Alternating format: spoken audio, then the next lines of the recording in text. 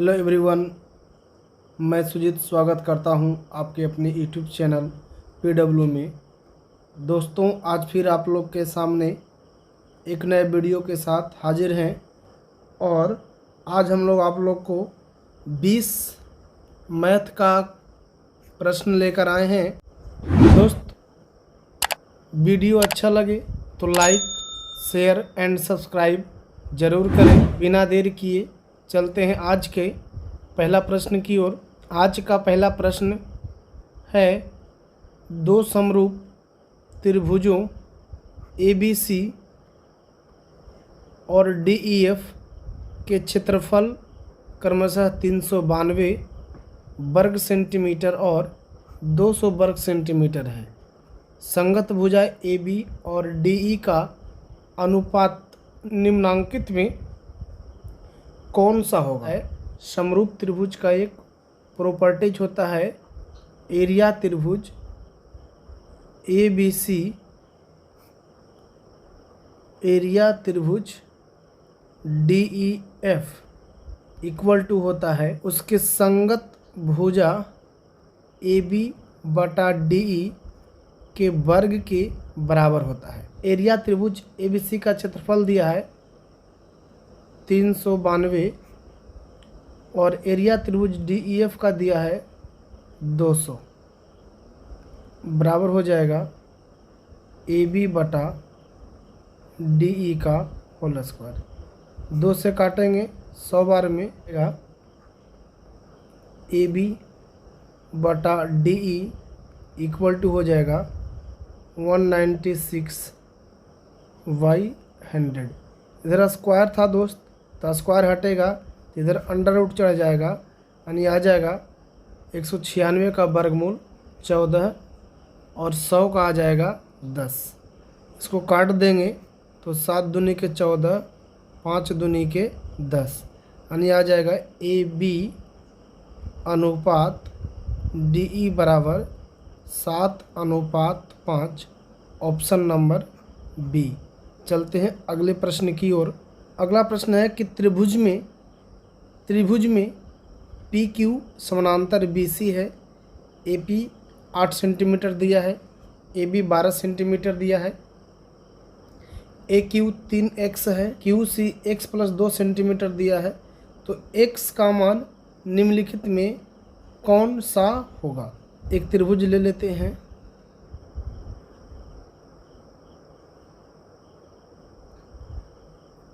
ABC और एक भुजा यहाँ से है P और Q। अब कह रहा PQ समानांतर है BC के और AP का मान दिया है 8, AB का मान यानी ये पूरा दिया है, ये पूरा दे दिया है 12, AQ दिया है 3x, QC दे दिया है x + 2। AC निकालना है तो हो जाएगा 4x + 2, 3 और x, 3x + 1x यानी 4x + 2। जब PQ समानांतर BC होता है तो एक प्रॉपर्टीज होता है दोस्त AP बटा AB। क्या होता है? AP बटा AB इक्वल टू AQ बटा AC। यह एक इसका प्रॉपर्टीज होता है त्रिभुज का। तो इस तरह इस पर हम लोग बैठा कर देखेंगे।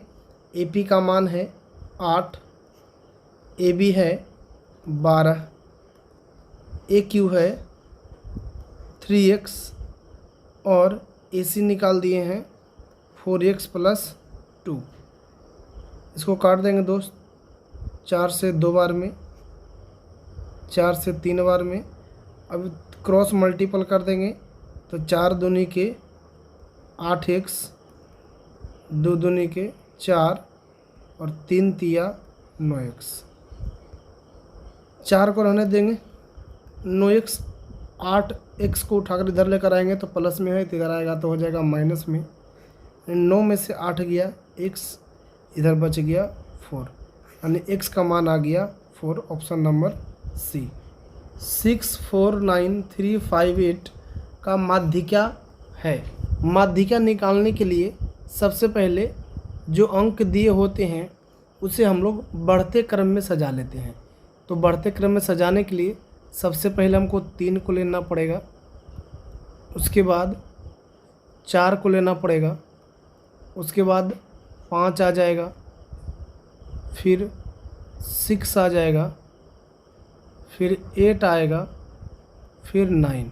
इसको बनाने के लिए हम लोग 2 नियम को फॉलो करते हैं। यदि काउंट करने पर सम संख्या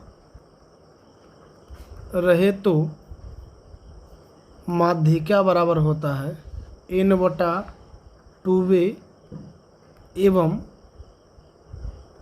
n/2 + 1 का समांतर माध्य।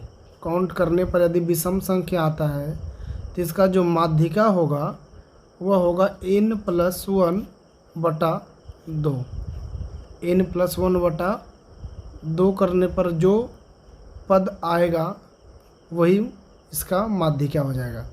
यदि सम संख्या रहता है तो उसका n/2 निकालेंगे और n/2 + 1 निकालेंगे और दोनों का जो संख्या आएगा उसका माध्य निकालेंगे, वही हमारा माध्यिका होगा।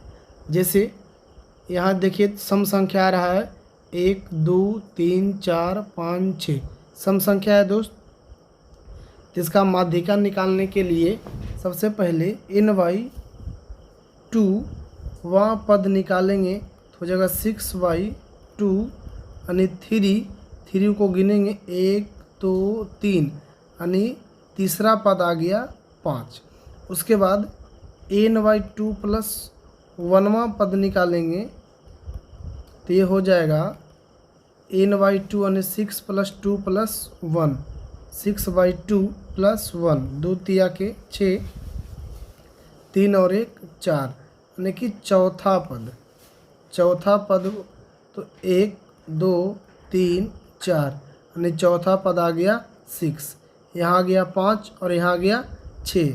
तो माध्यिका निकालेंगे, माध्यिका इक्वलिटी हो जाएगा 5 + 6/2 अंक है तो 2 यानी 11/2 कट करेगा 5.5 यानी ऑप्शन नंबर बी। दोस्त कर प्राप्तांकित 5 3 8 2 4 की माध्यिका इनमें से कौन सा होगा?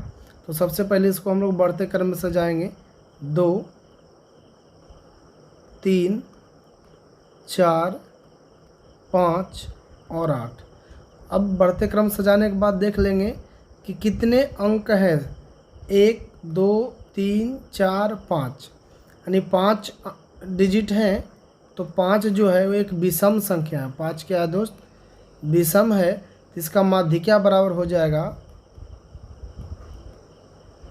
माध्यिका इक्वल टू हो जाएगा n+1/2 वहाँ पद यानी हो जाएगा 5 है तो 5 + 1/2 यानी 6/2 यानी कि तीसरा पद होगा। कैवा पद होगा दोस्त? तीसरा पद यानी 1 2 3 यानी आंसर इसका होगा 4 ऑप्शन नंबर ए। अगला प्रश्न है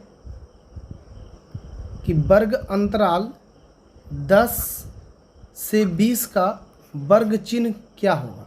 तो वर्ग चिन्ह इक्वल टू होता है, वर्ग चिन्ह बराबर होता है दोस्त, जो वर्ग अंतराल दिया है उसको हम लोग जोड़कर 2 से भाग दे देते हैं। तो 10 + 20 30/2 यानी हमारे आंसर आ जाएगा 15 ऑप्शन नंबर बी। यहाँ पर दोस्त 1450 के जगह पर होगा 1460। अब कह रहा है कि सुबोध ने 1460 रुपया का एक सूटकेस खरीदा जिस पर उसे अंकित मूल्य पर 20% छूट मिली थी। तो अंकित मूल्य क्या है? अंकित मूल्य का मतलब होता है दोस्त मेन प्राइज, और हम लोग को मेन प्राइज हम लोग लेते हैं 100 और मेन प्राइज पर यानी अंकित मूल्य पर 20% छूट देता है। तो 100 में 20 छूट का मतलब होता है 80, यानी सूटकेस का जो क्रय मूल्य हो गया वो हो गया 80 और यहाँ सूटकेस का क्रय मूल्य दिया है 1460। तो हम लोग 1460 का तुलना कर देंगे 80 से, और एमपी निकालना है, यानी अंकित मूल्य निकालना है, गुना कर देंगे 100 से। 1 जीरो से 1 जीरो कट जाएगा, 2 चौके 8, 25 चौके 100, 2 से काट देंगे, 2 सत्ते 14, 2 तिया के 6, अब हो जाएगा 73 गुना 25, 25 तिया 75 के 5, बाकी 7, 25 सत्ते 75 से, और 7 182, यानी 1825। ऑप्शन नंबर डी इसका सही आंसर होगा। अगला प्रश्न है कि एक घड़ी 153 रुपये में बेची जाती है तो 15% की हानि होती है, उसे कितने रुपए में बेचा जाए कि 10% का लाभ हो। तो हम लोग क्रय मूल्य को 100 लेते हैं, यानी 15% हानि का मतलब होता है कि 100 में से 15 कम, यानी विक्रय मूल्य होगा 85, और कह रहा है कि कितने रुपए में बेचा जाए कि 10% का लाभ हो। ये तो 15% हानि पर हो गया विक्रय मूल्य 85, और 10% लाभ पर जो विक्रय मूल्य होगा, यह पहला विक्रय मूल्य हुआ और ये दूसरा विक्रय मूल्य हुआ। तो 10% लाभ पर जो विक्रय मूल्य होगा, यानी 10% लाभ है, तो 100 में 10 और जोड़ देंगे, यानी हो जाएगा 110। 153 रुपये हम लोग को पहला विक्रय मूल्य दिया है कि 153 रुपये बेचा है तो 15% का हानि हुआ है। तो 153 का जो तुलना है वह कर देंगे 85 से, और 10% लाभ पर विक्रय मूल्य पूछा है तो गुना कर देंगे 110 से। 17 पचे 85, 17 नमा 53 से काटेंगे तो हो जाएगा 22 पचे 72 से, और आंसर हो जाएगा 22 गुने 9, यानी 52 से, यानी ऑप्शन नंबर हो जाएगा बी। दोस्त आप लोग को समझाने के लिए सब हमको लिखना पड़ता है, नहीं तो डायरेक्ट सिर्फ ये करते और हम लोग को आंसर आता।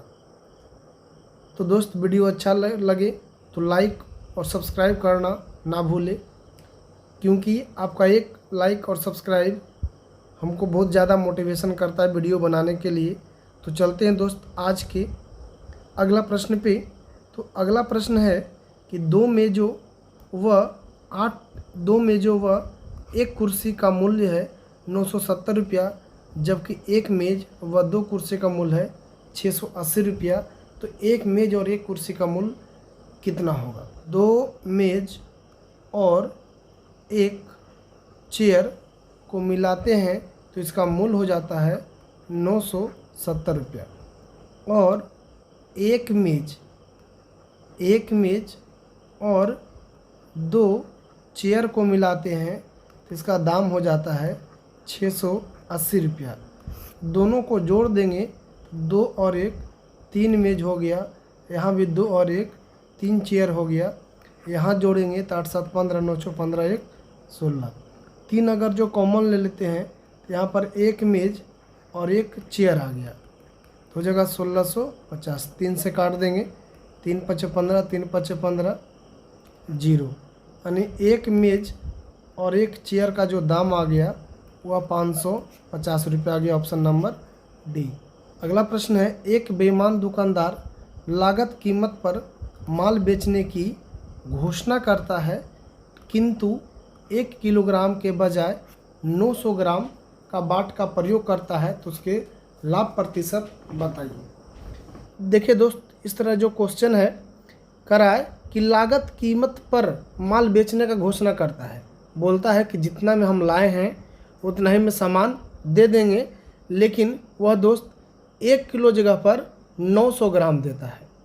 1 किलो की जगह पर कितना देता है दोस्त, 900 ग्राम, यानी 100 ग्राम वह लाभ कमाता है। 100 ग्राम क्या करता है, लाभ कमाता है।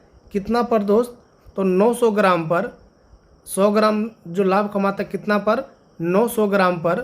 अब प्रतिशत के लिए हम लोगों को 100 लगा देना है, तो 100 से 2 जीरो से 2 जीरो कट गया दोस्त, यानी सही आंसर होगा 100/9%, ऑप्शन नंबर बी। चल अगला प्रश्न है कि 1000 विद्यार्थियों में से 200 बांग्ला बोल सकते हैं, 400 तमिल बोल सकते हैं और शेष हिंदी बोल सकते हैं, तो कितने प्रतिशत विद्यार्थी हिंदी बोल सकते हैं। दोस्त 1000 विद्यार्थी है, जिसमें से 200 बांग्ला और 400 तमिल, यानी 4 2 600 जो है ये दोनों भाषा बोलता है। शेष जो बच गया, शेष 400 जो बच गया दोस्त, वह हिंदी बोलते हैं। वह क्या बोलते हैं? हिंदी बोलते हैं। और हिंदी का हम लोग प्रतिशत चाहिए, तो हिंदी बोलने वाला है 400। टोटल बच्चा है दोस्त 1000 और प्रतिशत के लिए 100। 2 0 से 2 0, 1 0 से 1 0, यानी हिंदी बोलने वाले जो लोग हैं वह केवल 40% लोग हैं। Option number B. अगला प्रश्न है, समीकरण 4x² + px + 8 = 0 के एक मूल 2 है, तो p का मान क्या होगा? घात समीकरण है, तो इसका जो मूल होगा अल्फ़ा और बीटा। मान लेते हैं अल्फ़ा का मान दिया है 2 और बीटा का मान हम लोग से पूछ रहा है। तो हम लोग को समीकरण दिया है 4x² + px + 8 = 0। तो दोस्त मूलों का जो योगफल होता है, वो होता है -b/a।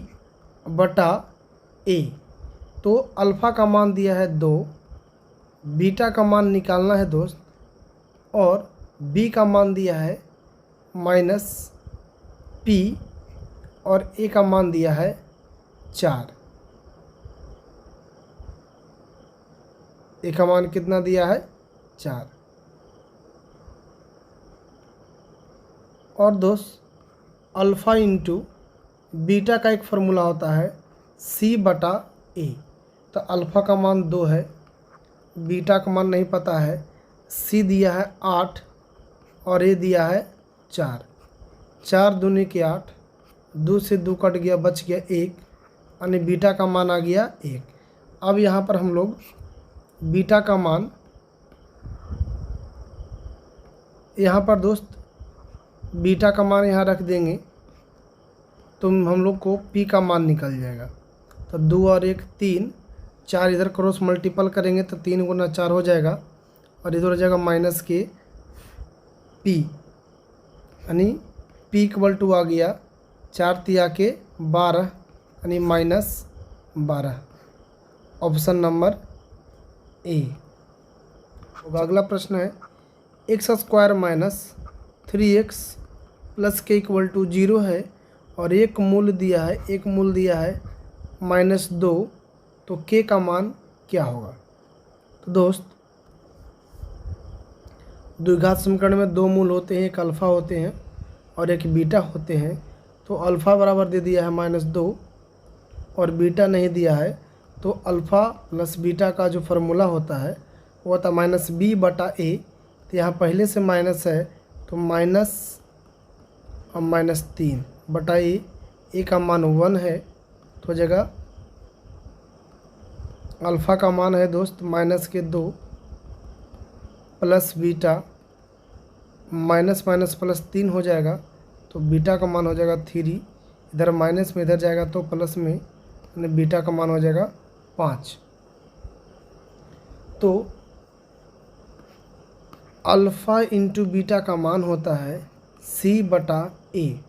तो अल्फ़ा का मान है -2, बीटा का मान है 5 और c का मान है दोस्त यहाँ पर k दे दिया है और a का 1, यानी k = हो जाएगा 5 दूनी 10। सही आंसर हो जाएगा -10, ऑप्शन नंबर डी। अगला प्रश्न है कि यदि 2x + 3y = 6, 2x + 3y = 6, यहाँ है 6x + ky = 18 हो, तो करा यह अनंत हल हो। तो अनंत हल होने के लिए a1/a2 = b1/b2 = c1/c2। तो यहाँ हो जाएगा 2/6 3/k।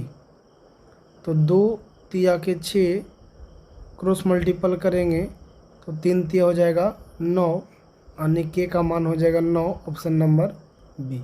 अगला प्रश्न है कि द्विघात समीकरण x² माइनस 16x प्लस 63 बराबर 0 के मूल क्या होगा। इसका मूल निकालने के लिए हम लोग दोस्त जो c होते हैं यानी यहाँ 63 है, इसको दो भाग में ऐसा तोड़ते हैं कि जोड़कर या घटाकर 16 आ जाए। तो 9 सत्ते 63 minus 9 plus minus 7, minus minus plus लेकिन चिन्ह माइनस का होगा, और 9 7 16। तो इसका मूल निकालने के लिए हम लोग कुछ नहीं करेंगे, सिर्फ जो जिस पार्ट में टूटा है 9 और 7 में तो माइनस है, तो चिन्ह जो है चेंज करके 9 a का मान नीचे में लिखते हैं। जैसे x² का गुणांक, तो x² का गुणांक यहाँ पर 1 है, तो यहाँ हो जाएगा 1 के हो जाएगा ये 9। अब दूसरा देखते हैं दोस्त, ये 7 है तो चिन्ह चेंज करेंगे तो प्लस में हो जाएगा, a का मान 1 यानी कि 7, यानी मूल हो जाएगा 9 और 7, ऑप्शन नंबर ए। अगला प्रश्न है, दो संख्याओं का महत्तम समावर्तक एवं लघुत्तम समावर्तक 3 एवं 180 है तथा उनमें से एक संख्या 12 है, तो दूसरी संख्या क्या होगा। इसका जो प्रॉपर्टीज होता है दोस्त, एलसीएम गुना HCF होता है इक्वल टू पहली संख्या गुना दूसरी संख्या। यहाँ दूसरी संख्या पूछ रहा है और महत्तम दिया है 3 और एलसीएम दिया है 180, पहला संख्या दिया है 12 और दूसरा पूछ रहा है। 12 से काटेंगे 15 बार में, 15 तिया 45, यानी दूसरा संख्या आ गया 45, ऑप्शन नंबर सी। अगला प्रश्न है कि 8,000 रुपया 3 वर्ष के अंत में 5% प्रतिवर्ष की दर से कुल चक्रवृद्धि ब्याज क्या होगा। तो हम लोग 5% की दर से 5% की दर से 3 वर्ष का चक्रवृद्धि ब्याज निकालेंगे। एक कॉन्सेप्ट को देखेंगे। सबसे पहले जो परसेंटेज दिया होता है उसका क्यूब करते हैं। तो 5 दिया है तो 5 का क्यूब हो जाएगा 125 और 2 अंक तक लिखते हैं। तो 125 में अंतिम 2 अंक 25 है, तो यहाँ लिख देंगे 25। उसके बाद क्या करेंगे, 5 का स्क्वायर करके 3 से गुना कर देंगे। 5 का स्क्वायर 25 और गुना 3 करेंगे तो 25 या 75 और एक यहाँ बच गया था 75 और एक 76। फिर 2 अंक लिखेंगे और एक पॉइंट बैठा देंगे और लास्ट स्टेप करना है 5 को 3 से गुना। तो 5 तिया 15, यानी 5% के दर से 3 वर्ष का जो CI है वह आ गया 15.7625। ये हो गया 5% के दर से 3 वर्ष का CI। अब यहाँ मूलधन दिया है 8,000 और हम लोग मूलधन ले लेंगे 100, निकालना है ब्याज। तो ब्याज हम लोग का निकल गया 15.7625। पॉइंट हटाएंगे दोस्त, आ जाएगा 4 0, 3 0 से 3 0 कट गया। 25 से काटेंगे, 25 का 150, 25 या 75, 25 25 25 ऐसे, 25 चौके 100। 4 से काटेंगे, 4 दूनी के 8, 2 से काटेंगे 2 5 10, 5 से काट देंगे, 5 इकाई 5 हो जाएगा, 5 दूनी के 10, 5 छक 30, 5 इकाई 5। आंसर हो जाएगा ऑप्शन नंबर ए। चलते हैं, अगला प्रश्न है कि 7500 रुपये की राशि 4% वार्षिक चक्रवृद्धि ब्याज की दर से उधार ली गई है। 2 साल के बाद कितनी राशि वापस करनी पड़ेगी। तो 2 साल का निकालने के लिए दोस्त जितना प्रतिशत दिया रहेगा उसका स्क्वायर करके 2 अंक लिख देते हैं। तो 4 का स्क्वायर 16, 2 अंक लिख दिए और पॉइंट दे देते हैं। और एक स्टेप और करना है, 2 साल का दिया है तो 4 दूनी के 8, यानी ब्याज आ गया 8.16। तो इतना तो दोस्त ब्याज आ गया। 100 पर बनाते हैं तो लिया था 100 रुपया और ब्याज आया 0.16 यानी टोटल इसको लौटाना पड़ेगा 108.16 पैसा। यहाँ जो मूलधन है वहाँ 7500 है और यहाँ हम लोग मूलधन मान लेते हैं 100। निकालना कितना वापस करना पड़ेगा, तब वापस करना पड़ेगा 108.16। पॉइंट हटाएंगे, नीचे 2 जीरो, 2 जीरो 2 जीरो कट गया, 25 या 75, 25 चौका 100, 4 से काट देंगे, 4 दूनी की 8, 4 सत्ती 28, 0, 4 चौके 16। अब गुना कर देंगे, 3 चौके 12 के 2 बाकी 1, 7 या 21, 3 दूनी 6 और 2 8। ऑप्शन नंबर हो जाएगा ए। अगला प्रश्न है कि एक व्यक्ति ने एक वस्तु 900 रुपये में खरीदा, वह उसका अंकित मूल्य इस प्रकार रखता है कि उसका प्रतिशत लाभ और वस्तु पर देय बट्टा दोनों ही 10% है, तो वस्तु का अंकित मूल्य क्या है। इसको बनाने के लिए दोस्त सबसे पहले हम लोग क्रय मूल्य को 100 मानते हैं और 10% लाभ पर 10% लाभ पर जो पहला विक्रय मूल्य होगा वह हो जाएगा 110। ये तो एक पार्ट हुआ दोस्त। उसके बाद कह रहा है कि अंकित मूल्य की चर्चा कर रहा है, तो अंकित मूल्य हम लोग अंकित मूल्य भी 100 ले लेते हैं और डिस्काउंट पे जो विक्रय मूल्य होगा दूसरा वह हो जाएगा 10% डिस्काउंट पर विक्रय मूल्य हो जाएगा 90। तो हम लोगों को दिया है खरीद मतलब क्रय मूल्य दिया है, तो 900 दिया है क्रय मूल्य, तो क्रय मूल्य का तुलना हम लोग कर देंगे क्रय मूल्य से। निकालना है विक्रय मूल्य, यहाँ हो जाएगा 110। उसके बाद यहाँ देखिए दोस्त, ये हम लोग को आ गया विक्रय मूल्य और यहाँ 10% छूट पर विक्रय मूल्य है 90, इसका तुलना 90 से कर देंगे और अंकित मूल्य निकालना है तो गुना 100 से कर देंगे। 2 जीरो से 2 जीरो कट जाएगा, 1 जीरो से 1 जीरो, 9 से 9 कट गया, अब हो जाएगा 11 है तो 11 हो जाएगा, 1 जीरो यहाँ और 1 जीरो यहाँ, यानी कि हो जाएगा 1100। ऑप्शन नंबर सी।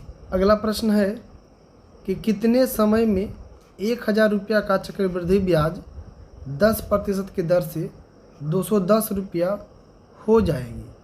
देखिए समय जब पूछे तो हम लोग मिश्रधन और मूलधन का अनुपात निकालेंगे, तो कितने समय में 1000 मूलधन दिया है 1000 और 210 रुपया ब्याज हो जाएगा, इसका मतलब मिश्रधन हो जाएगा 1210।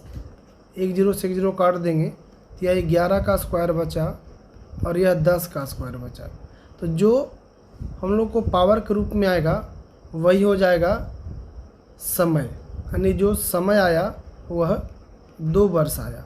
Option number B.